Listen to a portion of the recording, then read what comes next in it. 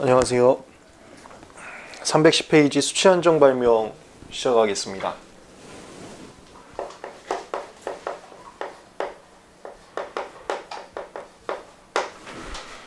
의의는 사례 강의와 사례 젠드북 보시면은 쉬운 작성 방법 소개해 드리는데, 청구항에 수치 범위가 작성되어 있다, 이걸 수치 한정 발명이라고 쓰시면 되고, 청구항에 하위 개념이 작성되어 있다, 선택 발명, 청구항에 파라미터가 작성되어 있다, 파라미터 발명, 청구항에 의학 용도가 작성되었다, 의학 용도 발명, 청구항에 뭐가 작성되어 있다, 이런 식으로 치면 의의 치는 거 굉장히 쉽습니다. 의의 수치 한정 발명이랑 청구항에 수치가 수량이 표현된 발명을 의미한다. 그다음에 등록 가능성. 여기는 명세서 기재불비쟁점은 특별하게 없고요. 신규성과 진보성 이 정도만 잡아두시면 됩니다.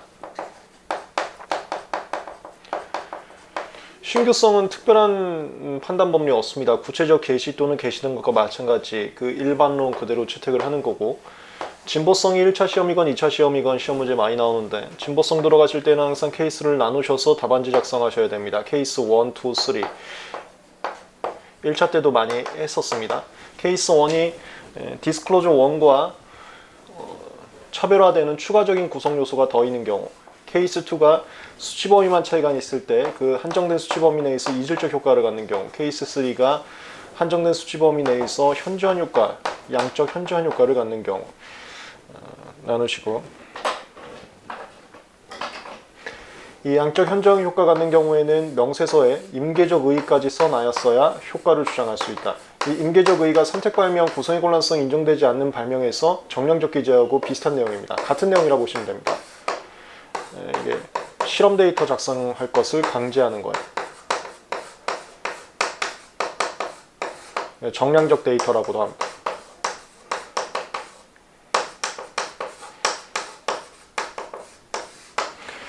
항상 시험 문제가 이쪽이 나오는데, 이것은 저번 시간에 구성의 곤란성이 인정되지 않은 선택 발명하고 판례나 검토나 비슷하게 쓰셔도 돼요. 수치라는 것은 일반적으로 함량이 수치 한정으로 많이 가는데, 그 함량이라는 것은 제품화할 때 반드시 선택해야 되는 것이어서 통상의 기술자의 통상의 창작 능력에 불과한 경우가 많습니다. 이게 구성의 곤란성이 없는 경우가 많다는 거예요. 구성의 곤란성이 없을 때 특허 주는 것은 이질적이거나 현저한 효과 있을 때만 주기 때문에 이런 논리가 나온 겁니다.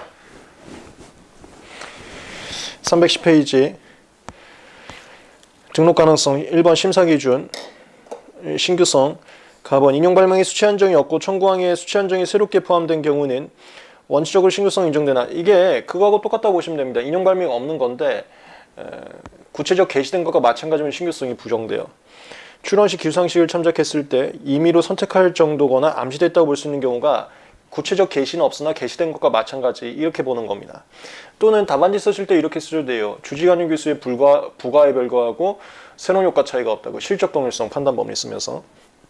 그 다음에 4번 청구한 기능 발명의 범위가 인용 발명이 기재하고 있는 발명의 수치 범위에 포함되는 경우는 그 사실만으로 곧바로 신규성이 부정되는 것은 아니고 선택 발명 범위와 유사하게 판단한다. 이게 이런 거 시험 문제 안 나오는데, 디스클로저 1에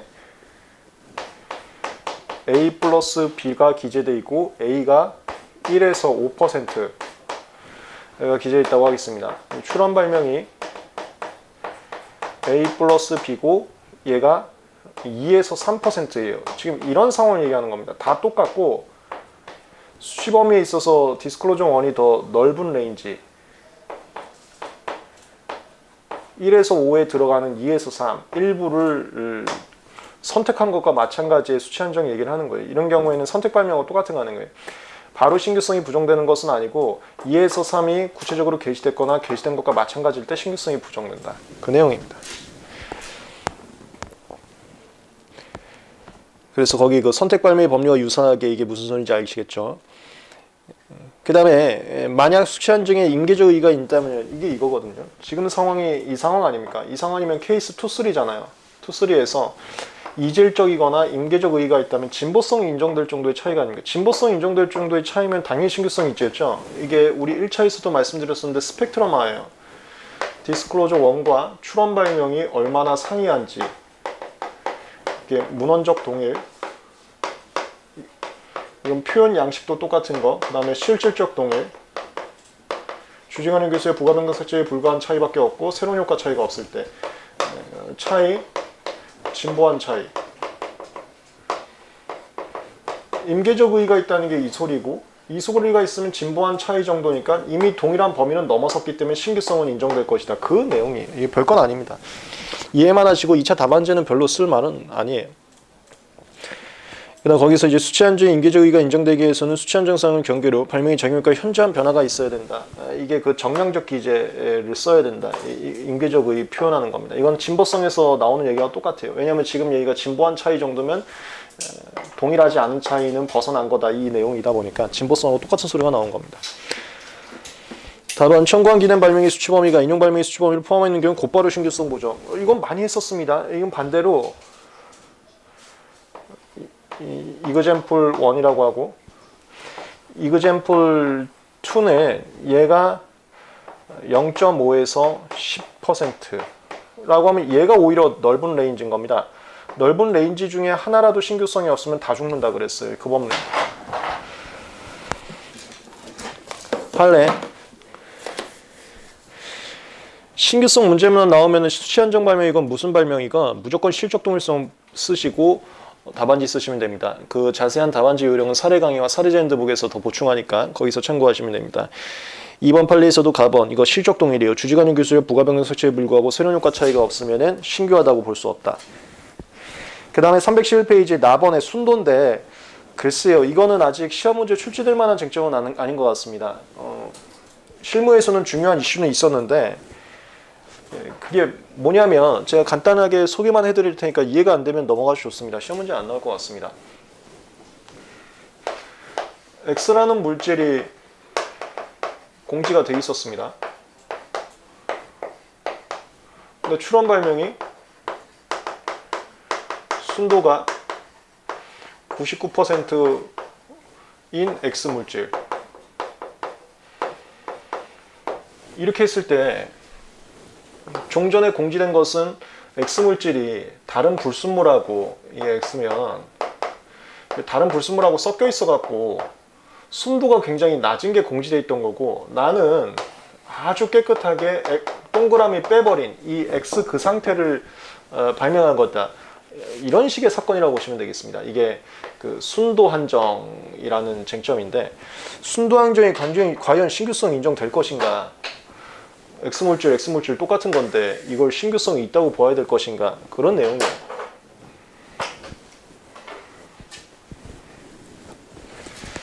이에 대해서 내용만 읽어보면 나번 311페이지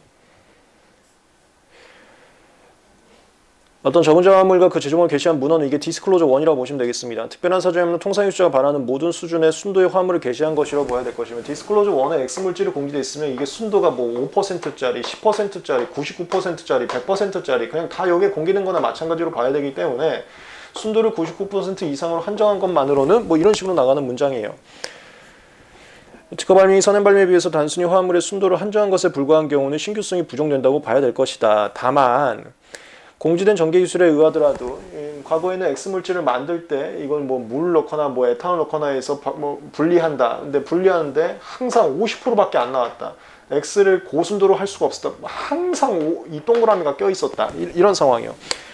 공지된 전개 기술에 의하더라도 한정한 순도의 화합을 얻을 수 없고 그러니까 99%의 고순도를 얻을 수 없고 그 특허 발명에 있어 비로소 그러한 순도의 화합을 갖는 기술을 개시했다면 이거는 신규성이 인정될 것이다. 뭔 소리인지 알겠어요? 일반적으로는 얘가 신규성이 부정되는데 만약에 출원 전에 절대로 99%짜리 못 만들었어. 그럼 현실에 99%짜리가 없는 거잖아요. 없는 거면 이 게시된 내용에도 99%짜리는 없다고 보겠다고. 이해되시나요? 그래서 그 경우에는 신규성을 인정할 것이다. 이게 순도 한정 발명에 대한 특이 법리입니다. 순도 한정 발명에 대한 특이 법리. 아직까지 1차나 2차는 시험 문제 나온 적은 없고 제 생각에는 2차 시험에 아직은 출제되긴 시기상조인 것 같습니다. 저희 제약 분야에서는 가끔가다 쟁점이 있었는데 참고만 하시고 넘어가셔도 충분할 것 같습니다. 311페이지 그 다음에 진보성. 시험 문제 나온다면 항상 진보성입니다. 1번 최적 또는 호적의 수치 범위 선택. 이게 수치 한정 발명은 케이스 1을 제외하고는 케이스 2, 3면은 일반적으로 구성의 혼란성이 없는 발명이라고 봐요. 우리 선택 발명 저번 시간에 봤었던 것처럼 구성의 혼란성이 없는 선택처럼. 이유는 방금 말씀드렸습니다. 수치 한정이라는 것은 제품화할 때는 반드시 선택해야 되는 것에 불과하기 때문에 통상의 창작 능력에 불과한 경우가 많다. 이렇게 보거든요. 그걸 얘기한 겁니다. 최적 또는 호족의 수치 범위. 이게 통상의 창작 능력에 불과한 경우가 많다는 거예요. 2번 판례. 그래서 판례는 추가적인 구성 요소가 만약에 없으면 이질이거나 현저한 이 효과의 현저성이 있을 때, 이거를 선택 발명에서도 말씀드렸습니다. 이걸 이질 등이라고도 표현하고 얘를 효과의 현저성이라고도 표현합니다. 이게 있는 경우에 한해서 진보성을 인정하겠다. 그 말이 보통은 구성의 혼란성이 인정되지 않기 때문에 이런 판례가 나온 것이다.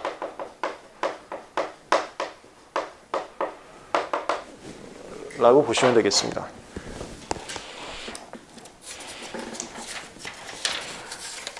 그래서 가번 일반적으로는 진보성 부정하는데 나번 그 특허 발명의 진보성을 인정할 수 있는 다른 구성 요소가 부과되고 이 케이스 1, 그 다음에 두 번째 주 수치 한정을 제한 양발명의 구성이 동일하더라도 여기서부터 케이스 2, 3인데 수치 한정이 공유된 발명과 상이한 과제, 상이한 과제가 이질적 효과입니다. 달성하기 위한 기술사적 의의를 갖고 이질적 효과라면 이게 케이스 2. 수치 한정에 음계적 의의가 없다 하더라도 진보성이 부정되지 아니한다. 이건 우리 1차 때 많이 했던 거죠. 얘나 얘까지는 수치 한정에 대한 정성적 기재만 있어도 그 효과를 주장할 수 있습니다. 이건 선택 발명에서도 이미 했어요. 근데 케이스 3 같은 경우는 임계적 의의, 정량적 기재까지 있어야지만 그 효과를 주장할 수 있어서 1이나 2는 임계적 의의가 없더라도 효과를 주장할 수 있고 이질 효과가 인정되면 진보성이 인정될 것이다. 이 소리입니다. 이 소리. 그거를 반대로 해석하면 케이스 3로 갈 거면 명세서 임계적 의의가 있어야 되고 그 임계적 의의를 통해서 현저하다는 게 인정돼야 진보성 인정될 것이다. 쓰시면 되겠어요. 이거 전형적으로 답안지 쓰는 것은 요약해서 사례지는 등급에 있으니까 그거 참고하시고 지금은 이해만 하시면 되겠습니다. 그 다음에 3번 명세서 기재 방법은 특별한 쟁점이 없어요. 선택 발명하고 비슷한 내용이 있는 거니까 한번 읽어보시면 되고 313페이지에 침해 성립 여부도 특별한 쟁점 없습니다. 그리고 4번에 균등론이라고 하는데 이건 제가 소개만 하겠습니다. 얘는 실전 GS에서 다시 연습을 할 거고 올해 탑10 판례에도 선정된 겁니다. 2020년 탑10 판례. 제가 2020년 탑10 판례 정리 자료를 카톡방과 JHJ 그룹 그리고 별리사스쿨 앱에 모두 다 뿌렸습니다. 웬만한 2020년 탑10 판례는 전부 다 실전 GS에서 연습했으니까 어떤 판례들이 2020년 탑10으로 선정되었고 그 다음에 이것들이 어디 실전 GS에서 연습이 됐고 그 실전 GS 문제 풀이 방식은 어떠한지 이렇게 점검하시면 전혀 문제가 없을 겁니다. 수치 한정이라는 게 케이스 2나 3로 특허를 받으면 출원인 입장에서 한정된 수치 범위 내에서 이질적 효과가 나오고 한정된 수치 범위 내에서 현저한 효과가 나온다고 주장한 거 아닙니까? 이 케이스 2, 3 사항을 이해를 해주세요. 그러면 이것을 출원인 입장에서 이 한정된 수치 범위 외에 그 수치 범위를 벗어나는 것은 의식적 제외라고 판단해야 되는 것이 맞지 않냐라는 쟁점이 있어요. 수치 한정이 케이스 2나 3로 등록이 되면 그 수치 범위를 벗어나면 의식적 제외로 보기 때문에 균등론 적용이 좀 어려운 거 아닌가라는 쟁점이 있습니다. 그거와 관련된 쟁점이에요. 그래서 2, 3에 의해서 특허가 됐다는 특별한 사정이 있다면 의식적 제외가 인정돼서 그 외의 수치 범위의 균등론 적용 여지가 드물긴 하겠지만 그렇다고 해서 수치 한정이라고 해서 무조건 균등론이 적용지 않는 건 아니다. 이 논리거든요. 무슨 소리인지 알겠어요? 예를 들어서 케이스 1 같은 경우는 수치 한정이 별로 의미도 없는 거 아닙니까? 그래서 의식적 제외나 이런 거 적용할 여지도 없거든요. 케이스 1 같은 수치 범위는 얼마든지 균등론을 확장 가능하다. 이게 이 내용이라고요. 정리하면 실전 JS에서 연습하겠지만 수치 한정 발명도 균등론 적용이 가능하다 이겁니다.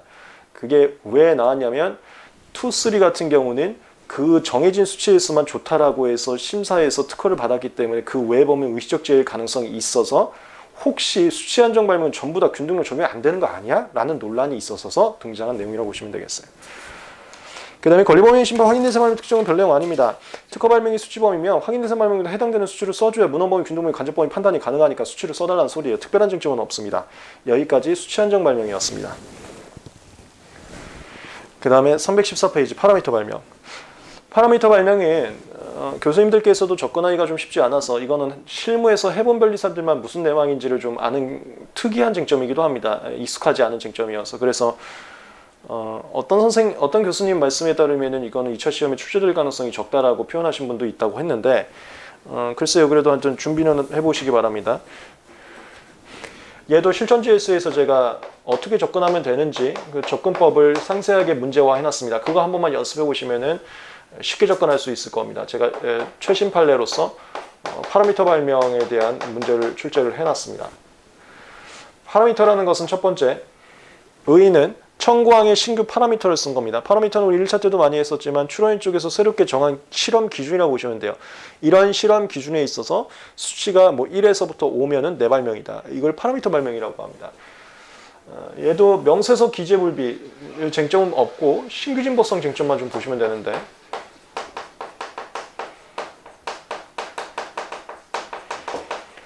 답안지 라인은 사례지 핸드북에서 이 사례 강의와 실전지 에세이에서 하니까 거기서 다시 참고하시면 되는데요. 얘는 답안지 라인이 첫 번째. 이거 1차 때도 많이 했습니다. 디스클로저 1과 출원 발명과 지금 표현 자체가 완전히 다른 겁니다. 그래서 이렇게 표현된 출원 발명과 이렇게 표현된 디스클로저 1이 같은 건지 다르다면 진보할 정도의 차이가 있는지 심사가 곤란한 거. 그게 파라미터 발명이에요. 심사가 곤란한 거. 첫 번째는 디스클로저 1의 기준점으로 환산이 가능하면 환산돼서 얘하고 같은지 다른지를 판단하고요. 환산이 안 되면 얘의 실시해와 얘의 실시해의 그 효과를 대비합니다. 그걸 구체적 실시태양을 대비한다라고 표현을 해요.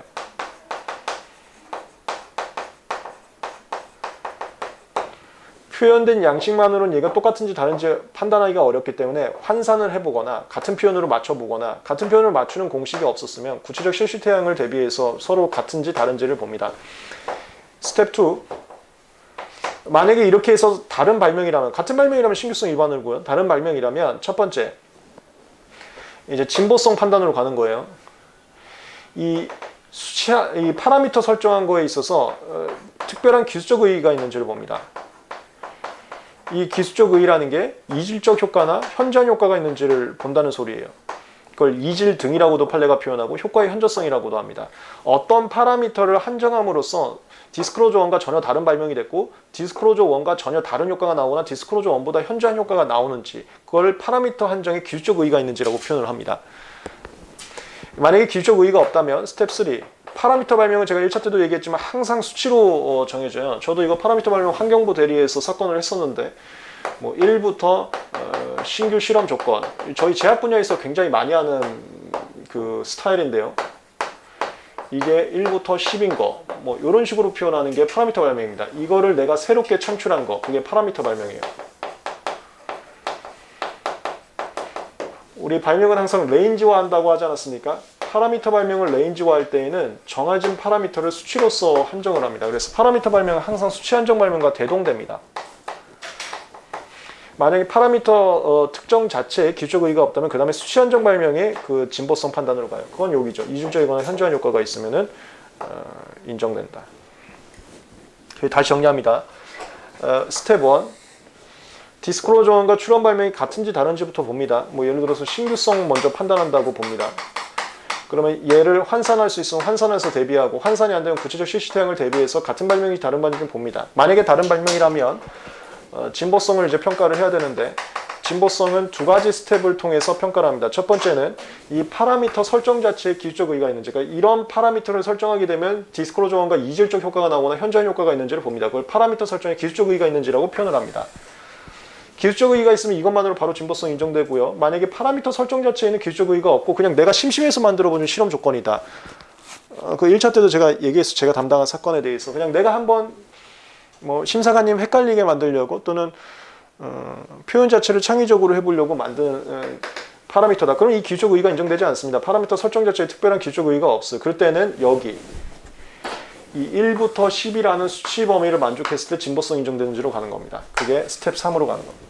스텝 1, 2, 3로 이해를 하시고 이 라인에 대해서 사례 강의에서 그 사례지 핸드북과 실전지 에세이에서의 답안지 한번 참고해 보시기 바랍니다. 그 최신 판례로서 문제화하겠습니다. 314페이지 파라미터 발명. 1번 개념.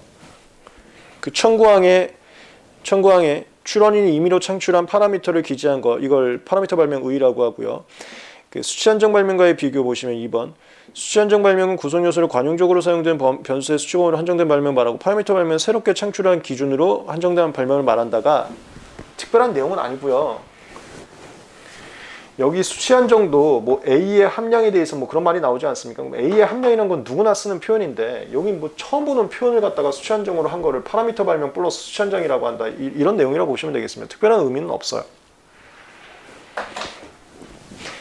등록 가능성 1번 신규성 판단 방법 이거 우리 1차 때 많이 한 겁니다. 환산이 가능하면 환산해서 대비하고 환산이 곤란하면 구체적 태양으로 디스클로저 1과 출원 발명이 같은지 다른지를 판단을 한다.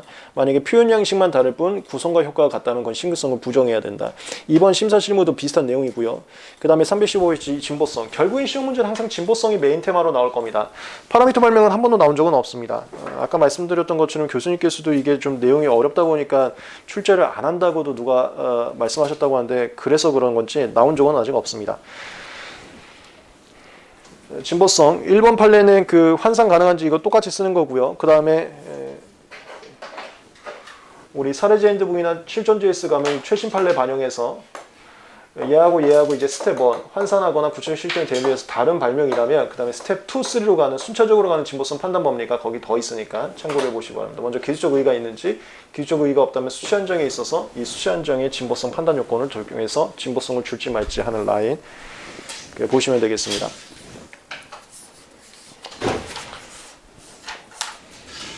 그 다음에 3번 명수수 기지환보는 특별한 쟁점이 없습니다. 그 다음에 316페이지 침해 성립 여부도 특별한 쟁점 없습니다. 일반 발명하고 똑같이 판단을 하면 됩니다. 그리고 지금 기본서에 요 스텝 2, 3 라인이 자세하게 기재되어 있지는 않은데 이게 방금도 말씀드린 최신 판례에서 등장한 거여서 기초 GS 가면 최신 판례에 대해서 바로 정리를 해드립니다. 또는 판례노트 핸드북에 이 최신 판례가 수록되어 있는데요. 거기서도 보충을 하면 됩니다. 이게 몇 달 전에 나온 최신 판례여서 기초 GS에서 드린 최신 판례 정리 자료나 또는 판례노트 핸드북을 통해서 판례를 추가해 주시기 바랍니다. 기초 GS에서의 최신 판례 자료와 그 다음에 아까 말씀드렸지만 2020년 탑 10 판례에 대해서 정리한 자료는 JHJ그룹 카톡 게시판 변리사스쿨 홈페이지 앱 모두 다 올려놨으니까 거기서 PDF 다운받으셔도 괜찮습니다.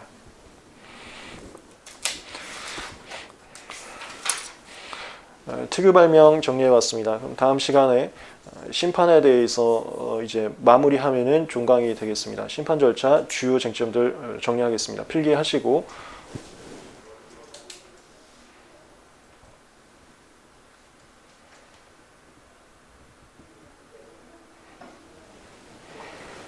다음 시간에 이어서 가겠습니다.